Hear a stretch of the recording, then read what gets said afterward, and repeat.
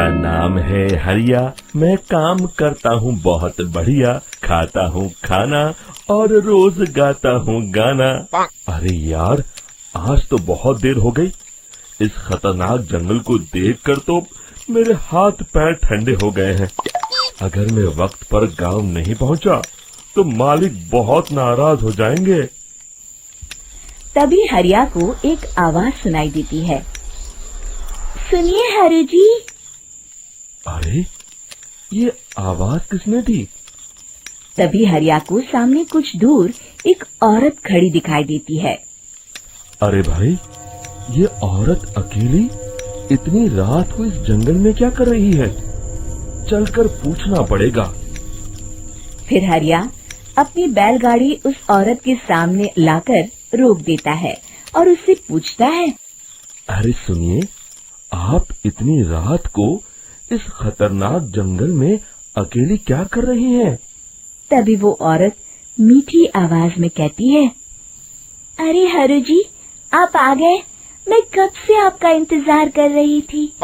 वैसे तो यहाँ से काफी लोग गुजर चुके हैं, लेकिन मैं खास आपका इंतजार कर रही थी। अच्छा, तुम सच कह रही हो? मुझे तो यकीन नहीं हो रहा है। वो क्या है ना, आज तक किसी ने मुझसे इतने प्यार से बात नहीं की। हाँ हाँ हरु जी, मैं सच कह रही हूँ। अब देर मत करिए और जल्दी से मुझे मेरे घर तक छोड़ दीजिए। हाँ हाँ, कौन सी बड़ी बात है, अभी छोड़ देता हूँ। आप मेरे पीछे बैलगाड़ी में बैठ जाइए और मुझे रास्ता बताते चलिए। फिर वो औरत हरिया की बैलगाड़ी में बैठ जाती है और हरिया बैलगाड़ी हाँकता हुआ आगे चल पड़ता है। फिर उस औरत के बताए हुए रास्ते पर चलते चलते हरिया बैलगाड़ी लेकर एक काली गुफा के आगे आकर रुक जाता है। हरिया उस औरत से पूछता है, हाँ देवी जी, आपका घर कहाँ है? यहाँ तो एक गुफा के अलावा और कुछ नहीं है। तभी अचानक वो औरत हवा में उड़ने लगती है। देखते ही देखते उसका सुंदर रूप एक डरावनी चुड़ैल में बदल जाता है और वो जोर जोर से हंसती है। अरे तू तो एक नंबर का बेवकूफ निकला। तू तो बड़ी आसानी से मेरी बातों में आ गया। अरे मर गया रे, ये तो एक चुड़ैल है। हे भगवान बचा ले, ये तो बड़ी डरावनी दिखाई दे रही है। और फिर अगले ही पल हरिया की बैलगाड़ी में रखा सारा सामान हवा में उड़ता हुआ उस काली गुफा के अंदर चला जाता है और वो चुड़ैल भी उस गुफा के अंदर जाकर कहीं गायब हो जाती है। हरिया ये नजारा देख बुरी तरह घबरा और परेशान हो जाता है। अरे, ये चुड़ैल तो मेरा सारा सामान लेकर गुफा में गायब हो गई। अब क्या होगा? अगर मैं गांव खाली हाथ गया तो मालिक मेरी अच्छी खबर लेंगे। मेरी इस बात का कोई यकीन भी नहीं करेगा। फिर आखिर वही हुआ। हरिया के मालिक चंपक सेठ को हरिया की किसी भी बात पर रत्ती भर भी यकीन नहीं हुआ। चंपक सेठ को लगा हरिया झूठ बोल रहा है और उसने ही लालच में आकर सारा सामान हड़प कर लिया है। फिर हरिया को बेईमान समझकर चंपक सेठ उसे काम से निकाल देता है। अगले दिन अपनी दुकान में परेशान बैठा चंपक सेठ गुस्से में बड़बड़ाता है। अरे, दुकान में तो सामान बिल्कुल भी नहीं है। अब मुझे ही शहर जाकर सामान लाना होगा। फिर वो अपनी बैलगाड़ी लेकर शहर चला जाता है। शहर से सामान लेकर जब चंपक सेठ वापस गांव लौट रहा होता है, तभी उसे एक आवाज सुनाई देती है। चंपक जी, ओ चंपक जी। अरे, ये तो कोई मेरा नाम लेकर मुझे पुकार रहा है। फिर उस रास्ते में वही औरत खड़ी दिखाई देती है। फिर क्या था, हरिया की तरह चंपक सेठ भी उस औरत के पास अपनी बैलगाड़ी लेकर जाता है और वो भी उसकी चिकनी चुपड़ी बातों के मुंह जाल में फंस जाता है। फिर चुड़ैल उसे भी अपनी गुफा तक ले जाती है और उसका सारा सामान लेकर गुफा में गायब हो जाती है। बेचारा चंपक सेठ लाचार होकर खाली हाथ गांव लौट आता है।